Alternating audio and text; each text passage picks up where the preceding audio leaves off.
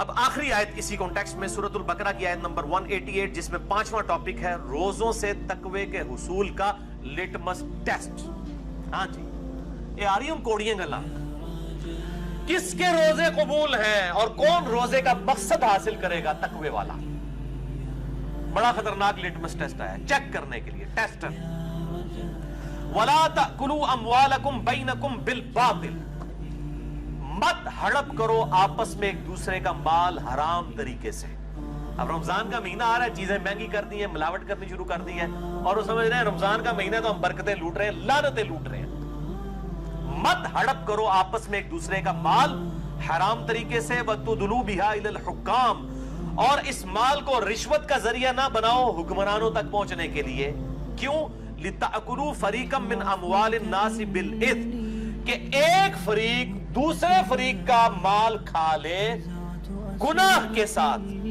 یعنی رشوت دے کے کسی کے پلاٹ میں قبضہ کر لیا کسی کے جائیداد ہتھیار لی رشوت کے ذریعے اور وہ گناہ اس کو پتہ بھی ہے کہ گناہ کا کام وہ کر رہا ہے. وَأَنْتُمْ تَعْلَمُونَ جبکہ تم جانتے تو ہو. لوگ بڑے بولے بن کے مجھے بھی فون کر کے پوچھ رہے ہوتے ہیں علی بھائی یہ جائز ہے ناجائز. میں پہلے پوچھ رہا ہوں تو تہاڈا کیا خیال ہے جائز ہے ناجائز ہے. نہیں جی لگتا تو ناجائز ہی ہے تو میں نے کو پوچھ رہا ہوں. اللہ تعالیٰ بھی کہہ رہا ہے وَأَنْتُمْ تَعْلَمُونَ جبکہ تم یہ جانتے بھی ہو کہ غلط کام کر رہے ہو. یہ دل کا جو مفتی ہے نا بہت بڑا مفتی ہے. میں اس پہ بھی حدیث بھی ایک بتاتا ہوں دل کے مفتی کے اوپر صحیح مسلم کی حدیث اسی کانٹیکسٹ میں. تو یہ رمضان میں جو چور بازاری کی ہوتی ہے اور چیزوں کو مہنگا کرتے ہیں یہ ان کے لیے ہے کہ رمضان سے وہی برکت حاصل کرے گا جو حرام خوری نہ کرنے والا ہو. تو رزق حلال از دا لٹمس ٹیسٹ آف ایمان. ایمان کا لٹمس ٹیسٹ ایک یہ بھی ہے کہ رزق حلال ہے یا حرام ہے. اگر رزق حرام ہے تو کوئی تقوی نہیں ہے کوئی روزے نہیں ہے. یہ کہتے ہیں پتہ نہیں قبول ہوئے نہیں پتہ لگ گیا جناب تو ہڑے تو کنفرم نہیں ہوئے جڑے اس طرح دے کام کرتے ہیں. تو میں آپ کو پھر بتا دوں گا یہ کنفرم نہیں ہوئے تو قبول. قرآن اس لکھے حرام خوری کرنے والوں کا کہاں پہ روزہ قبول ہے کسی کو دھوکہ دینے والے کا کسی کے ساتھ زیادتی کرنے والے کا. اور ایک طرف سے مال ہڑپ کر کے لوگوں کی افطاریاں کروا رہے ہوتے ہیں. ٹھیک ہے جی وہ سمجھتے ہیں بڑا کوئی نیکی کا کام کر رہے ہیں. حرام کا مال کھا کر حرام مال کیوں اللہ تعالیٰ کنڈیم فرما رہا ہے کیونکہ یہ حقوق العباد کا مسئلہ ہے. جب آپ حرام کما رہے ہیں تو کسی دوسرے کا حق جو ہے وہ غصب کر رہے ہیں. اصل میں آپ پیسے تو لے رہے ہیں اس سے پورے لیکن مال میں خیانت کر کے اس کو دے رہے ہیں. تو یہ حقوق العباد کا مسئلہ ہے اس لیے اللہ تعالیٰ اس معاملے میں سختی فرماتا ہے. اب یہ اتنا کڑوا ٹاپک ہے اس پہ گھنٹوں بولا جا سکتا ہے لیکن اس کو سکپ بھی نہیں کیا جا سکتا. میں 3 حدیثیں رزق حلال کے کانٹیکسٹ میں یہاں پہ بیان کر دوں تاکہ پتہ چلے روزے کس کے قبول ہیں. باقی جسے ڈیٹیل چاہیے ہو تو مسئلہ نمبر 51 ہے میرا رزق حرام کی مذمت اور دنیا پرستی کا انجام اور اس کا علاج اہل سنت پاک.com ہماری ویب سائٹ پہ. اب قرآن پاک اب بند کر دیں یہ ٹاپک مکمل ہو گیا. یہ 3 حدیثیں اس کے بعد 17 حدیث بیان کر کے لیکچر کنکلوڈ انشاءاللہ. رزق حلال کے کانٹیکسٹ میں پہلی حدیث صحیح بخاری سے اور مشکات میں اس کا نمبر ہے 2761. آپ صلی اللہ علیہ وآلہ وسلم نے فرمایا لوگوں پر ایک ایسا زمانہ بھی آئے گا کہ انسان اس چیز کی پرواہ نہیں کرے گا کہ اس کا مال حلال طریقے سے آ رہا ہے یا حرام طریقے سے. وَلِعَوْذُ بِاللَّهِ تعالی یہ اسی دور کے لیے بات ہو رہی ہے. لوگ پرواہ نہیں کریں گے اس بات کی. انہیں جی نہیں حلال سے تو گزارا ہی نہیں ہوتا وہ سارے ہی کرتے ہیں جی. انسان پرواہ ہی نہیں کرے. تو جو دل کا مفتی ہے وہ بتا دیتا ہے کہ یہ حلال طریقے سے آ رہا ہے حرام. وہ سن لیں حدیث صحیح مسلم کی مشکات میں ہے 5073. آپ صلی اللہ علیہ وآلہ وسلم نے فرمایا گناہ وہ جو تیرے دل میں کھٹکے اور تو اس بات سے ڈرے کہ لوگ اس پر مبتلا نہ ہو جائیں. یعنی جس گناہ کے بارے میں آپ کو یہ کھٹکا ہونا کہ اگر لوگوں کو پتا چل گیا کہ یہ میں نے کیا کیا ہے تو سمجھ لیں وہ گناہ ہے. یہ لوگ جو پوچھ کے فون کر کے پوچھ رہے ہوتے ہیں نا میں ان کو کہتا ہوں آپ اعلانیہ پبلک کو بتائیں کہ ہم یہ کام کر رہے ہیں تو انشاءاللہ. وہ جی دودھ میں پانی نہ ملائیں جی خالص دودھ کتنے 100 روپے کلو ہی دے سکتے ہیں نا جی. 60 روپے کیڑا ہے لوگوں کو پتا ہے نا کہ 60 روپے کیڑا خالص ہے پانی والا ہوگا تو آپ لکھ کے لگا دیں کہ یہ 60 روپے کلو دودھ ہے اور پانی کی ملاوٹ کے ساتھ. اگر آپ سمجھتے ہیں گناہ کا کام نہیں ہے لکھ کے لگا دیں. ہاں پھر کوئی لے تو پھر آپ پہ کوئی گناہ نہیں. دودھ میں پانی ملانا کوئی ملاوٹ نہیں ہے اس کا چھپانا ملاوٹ ہے. اصل میں آپ لکھیں کہ پانی والا دودھ 60 روپے خالص دودھ 100 روپے لیں گے لوگ. کو پتہ چل جائے گا. لیکن 60 روپے خالص دودھ لکھ رہے ہیں تو ملاوٹ کر رہے ہیں, حرام خوری ہے. تو گناہ وہ جو تیرے دل میں کھٹکے اور تو اس بات سے ڈرے کہ لوگ اس پر مطلع ہوں. اسی کانٹیکسٹ میں ایک اور حدیث ہے, جامع ترمذی, سنن نسائی اور مسند احمد میں, مشکات میں 2773 ہے. مولا حسن ابن علی رضی اللہ تعالی عنہما وعلیہم السلام, سیدنا علی کے بڑے بیٹے حسن ابن علی کہتے ہیں کہ میں نے خود اپنے نانا سے رسول اللہ صلی اللہ علیہ وسلم سے ایک بات سنی اور میں نے حفظ کر لی کہ آپ صلی اللہ علیہ وسلم نے فرمایا, جو چیز تجھے شک میں ڈال دے اسے چھوڑ دے, شک سے پاک شے کو اختیار کر, کیونکہ سچائی میں اطمینان ہے اور جھوٹ میں شک ہے. جو چیز شک میں ڈال دے اسے چھوڑ دے. لیکن ہم چھوڑ دیتے ہیں, لیکن دنیاوی والی چیز ہے, دین والی چیز میں ہمیں کو کنفرم بھی بتا دے رہا ہے کہ غلط ہو رہا ہے, اور کہتے ہیں نہیں ایٹی بھی سختی نہیں ہے دین, اور یہاں کہہ رہا ہے شک میں بھی ڈال دے چھوڑ دو. دوسری حدیث رزق کے حلال کے کانٹیکسٹ میں صحیح مسلم سے ہے اور مشکات میں 2860. نبی صلی اللہ علیہ وسلم ایک اناج کے ڈھیر کے پاس سے گزرے, کوئی صحابی اناج بھیج رہا تھا, یہ کوئی بریلوی دیوبندی اہل حدیث شیعہ نہیں تھا, کوئی صحابی تھا.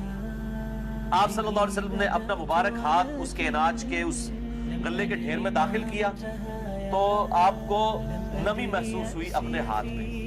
آپ نے فرمایا یہ کیا ہے؟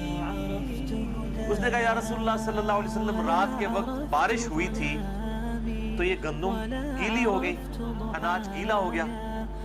آپ صلی اللہ علیہ وسلم جلال میں آئے, آپ نے فرمایا تم نے اس گیلے اناج کو اوپر کیوں نہیں کیا تاکہ خریدنے والوں کو یہ پتا چل جائے کہ تم یہ گیلا اناج بیچ رہے ہو. اور پھر آپ نے ساتھ ہی فرمایا من غش فلیس منی, جس نے ملاوٹ کی, جس نے دھوکہ دے کے سامان بیچا, اس کا مجھ سے کوئی تعلق نہیں ہے. لیکن ہم کیا کہتے ہیں, اے اللہ جو کچھ بھی ہے تیرے محبوب کی امت سے ہے, اور محبوب کیا کہہ رہے ہیں صلی اللہ علیہ وسلم, جس نے ملاوٹ کی اس کا میرے سے کوئی تعلق نہیں. اور تو اڈی گل منی ہے یا محبوب دی گل منی ہے صلی اللہ علیہ وسلم؟ تسی تو کہہ رہے ہو یا اللہ اسی نہ نماز پڑھنی ہے, نہ اسی حرام خوری چھڈنی ہے, یا اللہ جو کچھ بھی ہے مردود ہے, بے ایمان ہے, ٹھگ ہے, اللہ جو کچھ بھی ہے تیرے محبوب کی امت سے ہمیں اسی طریقے سے قبول فرما لے. اور نبی صلی اللہ علیہ وسلم کیا فرما رہے ہیں, جس نے ملاوٹ کی وہ میرے سے ہے ہی نہیں ہے. اب آپ لاکھ کہتے ہیں جو کچھ بھی ہے تیرے محبوب کی امت سے, محبوب تو پہلے فارغ کر کے تانوں ملاوٹ کرنے والے نو ون وے ٹریفک چلائی رکھو, کسی کام کی نہیں. جس نے ملاوٹ کی وہ ہم میں سے نہیں ہے. تیسری حدیث بھی صحیح مسلم سے ہے, مشکات میں 2760. یہ بہت ڈاڈی حدیث ہے, بڑی سخت حدیث ہے. آپ صلی اللہ علیہ وآلہ وسلم نے فرمایا بے شک اللہ پاک ہے اور صرف پاک مال کو قبول فرماتا ہے. کسی بندے نے حرام کی کمائی سے کوئی ہاسپٹل کھول لیا, اللہ کے حضور 0 سے ملٹیپلائی. اللہ تعالیٰ نہیں دیکھنا مریضوں کا علاج ہو رہا ہے, یہ تو دنیا کا مسئلہ ہے. اللہ تعالیٰ کو کیا پرواہ ہے کسی کی؟ اللہ تعالیٰ کا تو موقف یہ ہے حلال مال قبول کروں گا.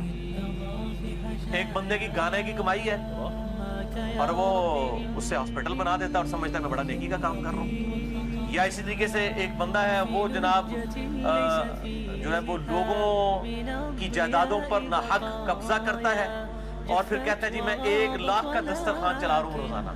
میں نام نہیں لے رہا تاکہ اصلاح کا دروازہ بند نہ ہو, آپ سب کو پتہ ہے. لوگ کہتے ہیں جی بڑا نیکی کا کام ہے, جی 1 لاکھ بندے نے روٹی کھوانا ہے, لکھوں لگوان دے زمینہ ہتھیار کے, اللہ کے حضور 0 سے ملٹیپلائی. یہ آپ اپنی داڑھیوں سے, پگڑیوں سے, ان ساری چیزوں سے عوام کو دھوکہ دے سکتے ہیں, اللہ تعالیٰ کو تو دھوکہ نہیں دیا جا سکتا. صحیح مسلم میں ہی حدیث ہے نا, اللہ تعالیٰ تمہاری شکلوں اور مال کو نہیں دیکھتا, دلوں اور اعمال کو دیکھتا. وہ دیکھے گا شکل تو اس نے خود بنائی ہے, اسے شکل کیوں دیکھنی ہے, کدی نورانی ہے تو کدی کالی ہے, انہیں آپ بنائی ہوئی ہے.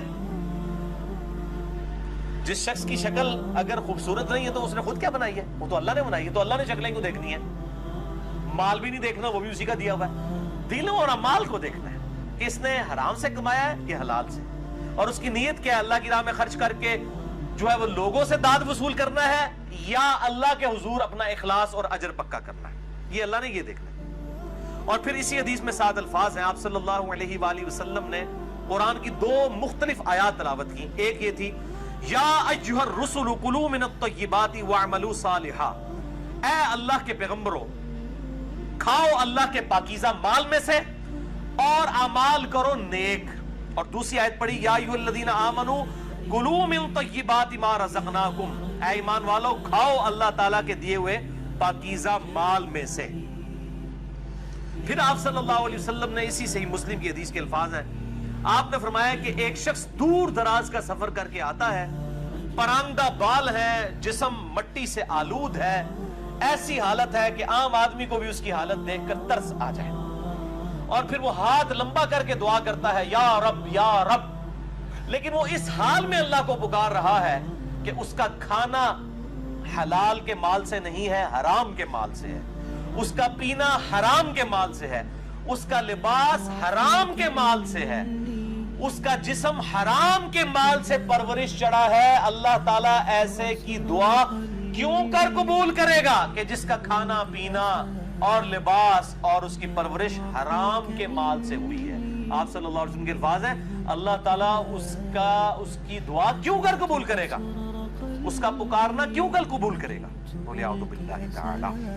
तो मैं फिर वही जुमला रिपीट करूंगा, रिज़्क़ हलाल is the litmus test of ईमान, और यही लिटमस टेस्ट है कि किसी के रोजे कबूल हुए या नहीं कबूल।